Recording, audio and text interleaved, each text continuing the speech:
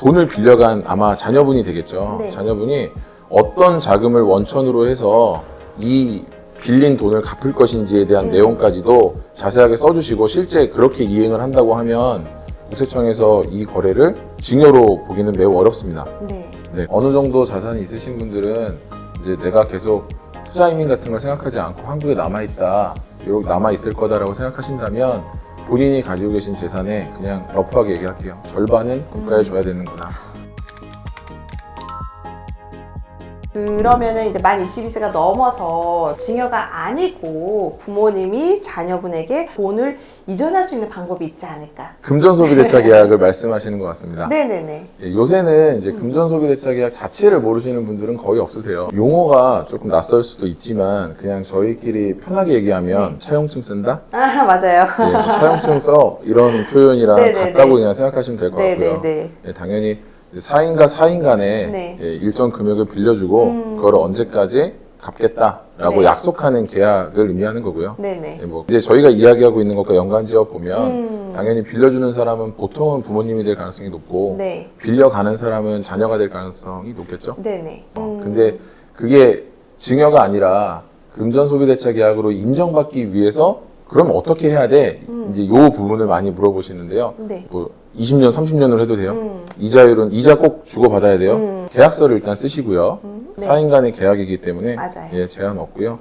기간도 원하시는 대로 하시면 되고 이자도 원하시는 대로 하셔도 되지만 네. 가능하면 세법에서 정하고 있는 적정 이자율이 있습니다. 그 이자율에 맞춰서 하시는 것을 추천드리고 있죠. 적절한 이자율을 설정하셔가지고 실제로 이자를 받으시고요.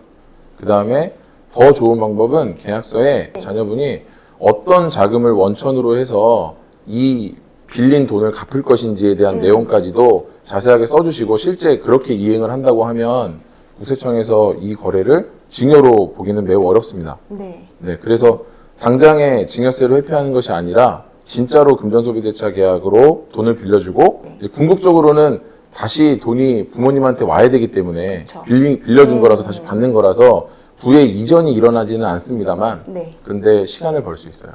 그쵸. 네. 네, 미국 이민을 하는 데 있어서 이게 중요한 툴이 될 수 있느냐. 아까 말씀드렸다시피 만 22세가 넘어가게 되면 자녀분은 사실은 본인이 주신청자로 가야 되기 때문에 본인이 12억 이상을 이제 투자금을 유치를 해야 될 의무가 생기게 돼요. 그런데 보통 만 21세가 되는 자녀분이 보통 대학생인데 돈이 없잖아요. 없죠. 네. 그렇다고 은행에 가가지고 나 투자 이민을 할 거니까 12억 빌려달라. 안 빌려주잖아요. 그러면은 부모님이 12억을 아까 주게 되면 말씀하셨던 것처럼 증여세를 내야 되니까 그럼 그렇게 하지 말고 내가 일단 12억을 빌려줄게.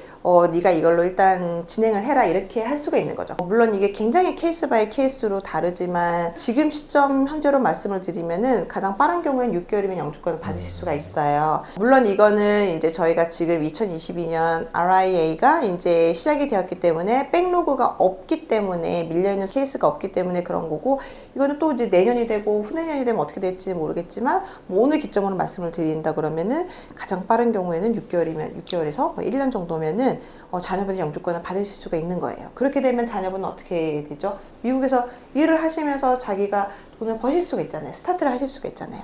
그래서 이거를 최대한 30년 이렇게 40년 이렇게 길게 늘려서 잡는 거죠. 그러면은 자녀분이 갚아야 될 돈이 적으니까. 자녀분은 뭐 영주권을 받아가지고 이제 사시면서 이제 뭐 부모님에게 이제 그 론 빌린 거를 계속 갚는 거죠. 당장의 증여세 4억 얼마를 안 내도 되는 거고, 자녀분이 정상적으로 이제 그 어떤 취업 활동이나 이제 경제 활동을 영위를 하시면서 은행에 돈을 갚는 게 아니라 부모님에게 적절한 이윤을 통해서 그냥 갚으면 되는 거고.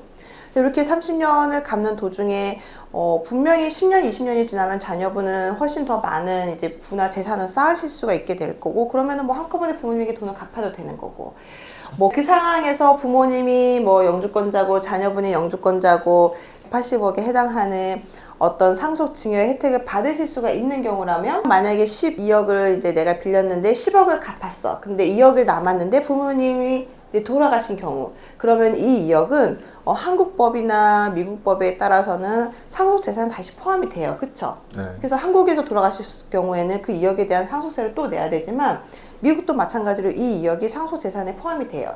그렇지만 아까 말씀드렸던 것처럼 180억까지가 면제이기 때문에 2억이 그 나머지 상속재산에 포함이 된다고 하더라도 아닐 여전히 가능성이 제로가 나오겠죠. 너무 높겠죠. 예, 그럼에도 불구하고 이건 어디까지나 대출, 론이 아니고 투자기 때문에 투자금을 잃어버릴 수 있는 위험은 항상 상존을 하는 거고요.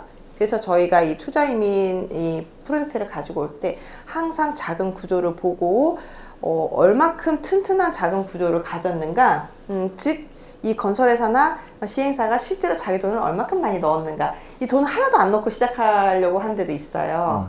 네, 그러니까 어떤 계획을 세우냐면 나는 투자금을 받아서 이 건설을 하겠다. 근데 그렇게 되면 만약에 투자금을 다 못 모으게 되면 어떻게 되겠어요? 파산이 나는 거죠. 저희는 듀딜리전스라고 하는데 실사를 통해서 저희는 거르고요. 저희는 그래서 기본적으로 실제로 자기 돈을 한 30-40% 이상 넣는가 안 넣는가 가장 중요하게 보고요. 왜냐하면 30-40%라고 해도 400억, 500억이에요. 그러니까 이 500억을 투자를 하는 그 건설사 같은 경우는 이걸 어떻게든 회수를 하려고 하기 때문에 이거를 최선을 다해서 본인이 할 수 있는 최선을 다해서 이 프로젝트를 성공하고자 노력을 합니다. 자, 그러면은 은행에 대한 이제 저당이 있잖아요. 그래서 저희가 항상 또 두 번째로 중요하게 생각하는 게 뭐냐면 우리의 투자자들의 투자금이 몇 순위인가, 저당권에 있어서 몇 순위인가. 예, 그래서 최소한 1순위거나 아니면은 2순위라고 하더라도 아까 건설사가 넣었던 돈보다는 선순위인 거. 네, 그래서 항상 건설사가 마지막으로 가져갈 수 있도록 그렇게 짜져 있는 그 자본 구조만 저는 가지고 와요. 네, 그래서 뭐 여러 가지 프로젝트가 있지만 그 중에 하나는 뭐 메리얼시 하는 그 프로젝트는 이분들이 지금 선순위 은행 대출을 이분들이 이제 그 들어오는 투자금으로 가름을 하기 때문에 결국 궁극적으로는 투자자들의 투자금이 저당권 1순위가 돼요. 본인들이 2순위가 되고 굉장히 깔끔하죠. 그래서 이런 구조는 아주 좋고요. 그 다음에 또 어떤 구조는 은행이 1순위, 투자자들의 투자금이 2순위, 그 다음에 본인 시행사, 시공사들의 그 넣는 직접 현금, 캐시가 3순위. 네, 아주 투자금 구조가 좀 건전하다고 볼 수가 있는 거죠. 자, 그러면 오늘은 저희가 이 황장훈 세무사님을 모시고 케이스들을 몇 가지를 들고 이제 간단하게 얘기를 나눠봤어요. 세무사님 오늘 어떠셨어요? 네, 뭐 핵심만 얘기하면 한국에서의 상속 또는 증여세율이 너무 높습니다. 사실 높아서요. 어느 정도 자산이 있으신 분들은 이제 내가 계속 투자이민 같은 걸 생각하지 않고 한국에 남아있다, 이렇게 남아있을 거다라고 생각하신다면 본인이 가지고 계신 재산에 그냥 러프하게 얘기할게요. 절반은 국가에 줘야 되는구나 라고 생각하시면 되는데요. 네. 그 절반을 주지 않기 위해서 투자이민이라는 방법을 좀 생각해 보시면 좋을 것 같다는 생각이 들고요. 네. 네, 너무 높아요. 네, 높아서요. 네네. 300억. 뭐 작은 건물 아니면 뭐 어떤 300억 정도가 있다고 했을 적에 이거를 팔았을 경우에는 뭐 양도세도 내야 되지만 상속증여까지 합하면 사실 절반 이상을 세금으로 내야 되죠.